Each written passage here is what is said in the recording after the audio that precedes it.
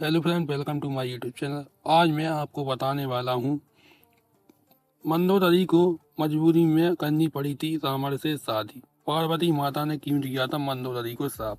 ज़्यादातर लोगों ने भगवान राम सीता राम के वनवास रावण की युद्ध, हनुमान द्वारा लंका दहन समेत रामायण के पात्रों और घटनाओं से जुड़ी न जाने कितनी कहानियां सुनी होंगी, लेकिन शायद ही कोई रामायण के अहम पात्र मंदोदरी के बारे में जानता होगा। वास्तव में रामायण में मंदोदरी का परिचय केवल रावण की पत्नी के रूप में नहीं, बल्कि एक कर्तव्य, व्यापारण और कर्म के रास्ते पर चलने वाली स्त्री के तौर पर किया जाता है। हम सभी ने रामायण में रावण की पत्नी के रूप में देखा है मंदोदरी को, मंदोदरी के बारे में सुना है, लेकिन मंदोदरी का परिचय केवल रावण की पत्नी तक सीमित नहीं है।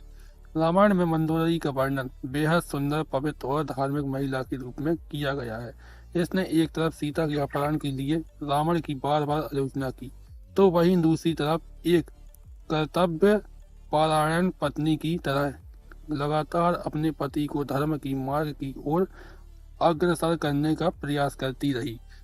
हम सभी ने बचपन से भगवान राम, उनकी पत्नी सीता, उनके संघर्ष, भगवान राम और रावण का युद्ध, हनुमान द्वारा लंका दहन, अयोध्या नगरी और रामायण के पात्र और घटनाओं से जुड़ी ढेरों कहानियां सुनी है। लेकिन बहुत ही कम लोग जानते हैं कि रावण के जीवन में मंदोदरी ने कितने दुख झेले और उसके मरने के बाद मंदोदरी का क्या हुआ। कुछ कहानियों में बताया गया है कि एक कथा के अनुसार मथुरा एक दिव्य परी ने एक बार कैलाश पर्वत की यात्रा की। वहां वो देवी पार्वती की अनुपस्थिति में भगवान शिव को खुश करने की कोशिश करती है। जब देवी पार्वती आती और मधुरा को देखकर वो क्रोधित हो जाती हैं। वो मधुरा को मेढक में बदलकर 12 वर्षों के लिए एक कुएं में के अंदर रहने का श्राप देती हैं। इसके बाद भगवान शिव देवी पार्वती से श्राप को कम करने की अनुरोध करती हैं, लेकिन माता पार्वती को श्राप वापस नहीं ले पाती। लेकिन वो कहती हैं कि मधुरा 12 साल बाद अपने असली रूप में आ जाएगी। असुरों के राजा मायासुर और उनकी पत्नी हेमा के 2 पुत्र थे, जिनका नाम मायावी और दुदुम्बी था, लेकिन वो एक बेटी चाहते थे। इसलिए उन्होंने अपनी बेटी पाने के लिए कठोर तपस्या करने का फैसला किया। जब वो दोनों कैलाश पर्वत पर तपस्या कर रहे थे, तब इस बीच मधुरा की 12 साल की कठोर तपस्या भी समाप्त होने वाली थी। जैसे ही मधुरा की तपस्या पूरी हुई, वो अपने मूल रूप में आ गई और मदद के लिए चिल्लाने लगी। मायासुर और हेमा, जो पास में ही तपस्या कर रहे थे, उन्होंने मधुरा की मदद की पुकार सुनी और तुरंत उसे कुएं से बाहर निकाल लिया। बाद में उन्होंने मधुरा को अपनी बेटी बना लिया और उसका नाम बदलकर मंदोदरी रख दिया। एक बार रावण मायासुर की महल में गया, तो वहां उसने मंदोदरी को देखा और उस पर मोहित हो गया।